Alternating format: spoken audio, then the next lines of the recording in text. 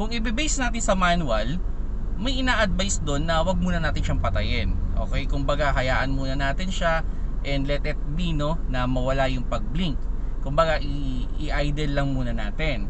Now, kung sakali man pwede nyo ring i-off din yung inyong makina. Maybe i-off ninyo ng mga 30 minutes o more than 30 minutes hanggang sa mag-cool down ang inyong engine. Now, habang kinu-cool down niyo yung engine, I highly recommend na i-check ninyo yung mga possibility issue. Isa sa mga posibleng problema dyan ay nagtatagas ang inyong transmission oil o yung ATF ninyo o yung CVT oil ninyo. So, i-check nyo rin yung coolant. Baka kulang na sa coolant yung inyong sasakyan. Kasi normally sa mga automatic transmission, connected din yan sa ating transmission. Sa mga yung radiator fan o yung auxiliary fan. Check nyo rin yung engine ninyo. Baka naman nag-overheat yung